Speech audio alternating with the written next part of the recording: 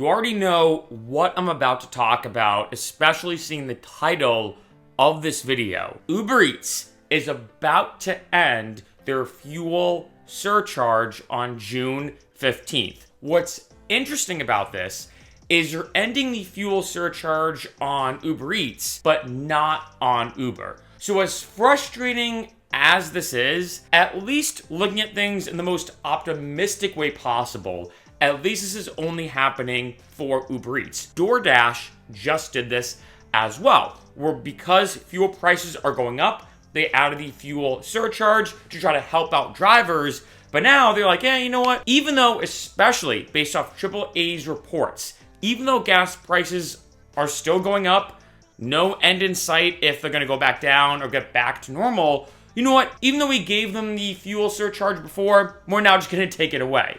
Now, like I said, I am glad that Uber is still keeping this in place for people driving people around for, if I'd call it normal Uber, but it is still very frustrating. And if anything, I'm curious as to why Uber's making this move. Now, of course, Uber wants to make money, which is, as everyone knows, they're paying their drivers pretty much nothing. So when it comes to the delivery drivers on Uber Eats, I think from a certain perspective, trying to look at things, maybe through Uber's eyes, maybe think, well, for a lot of delivery drivers, there's usually like a very tight radius, within reason. Where if you think about it, like say here in LA, I'm not going to drive across the entire city from one area to another to pick up an order and then drive all the way to another area to drop it off, right? Sometimes that can happen, but I think they try to make that delivery radius as short as possible. One, because it makes more logical sense, but two, you don't want the food to be cold. If I have to drive from here to where I'm located now to some super far part away, the food's gonna be cold. It's bad for customer service and customer satisfaction. However, with Uber, as everyone knows, you could have, you could have if anything, a coast-to-coast Uber. Mr. Beast did this. I already did a video about it in terms of a reaction video.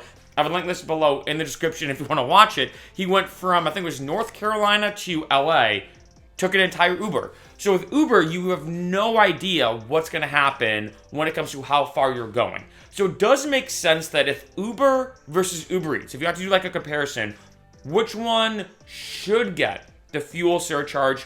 Of course, it should be Uber if I had to pick one or the other, right? However, it really should be both. And this to me is just very frustrating because if gas prices were going down, yeah, it makes sense that DoorDash, Uber Eats, maybe other delivery services would follow suit as saying, you know what, we're going to remove the fuel surcharge because gas prices are normal, or they're normalizing in the sense that they're going down. Not the case though. If anything, they're gonna continue going up.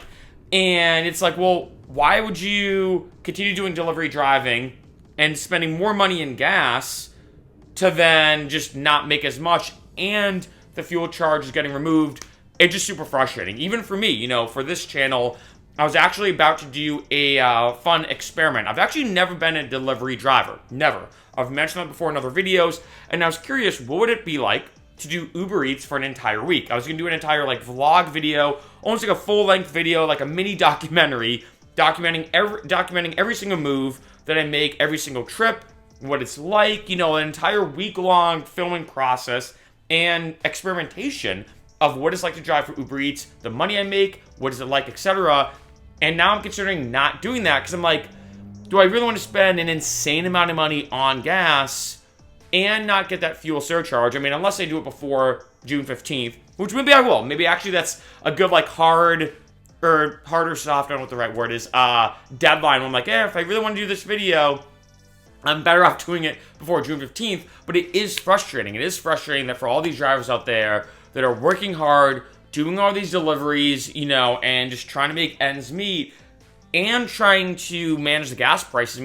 Here in LA, it's about $6 a gallon. I've seen some as high as $7.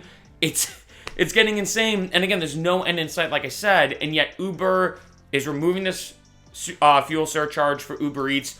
DoorDash, I believe, has already done it. it's just frustrating. And, especially for a lot of drivers who, let's say, can't drive for regular Uber, let's say for whatever reason there's an issue with your car, let's say if you do Uber Eats on a bicycle, I guess the fuel surcharge doesn't affect you, but it was a nice, maybe, nice pocket change. But it's annoying that, this now creates an odd distinction between Uber and Uber Eats that's based on the financials of how much money you're going to make related to the fuel surcharge. Let me know what you think in the comments. This is just annoying. Both Lyft and Uber can do some great things sometimes with a lot of bad stuff. And I feel like over the years, it's just gotten worse with the amount of money you're making. I mean, I can go on and on about this. Every driver knows it's not what it used to be when it comes to driving. It's not like before I used to make great money, as a driver when I was in Boston and everything. All the ride-sharing revenue has gone down a lot. This is just another case of it just being frustrating. But again, let me know what you think in the comments. Do you think maybe they'll bring it back? Do you think this is, the way I look at it, I don't think they will. But I don't know.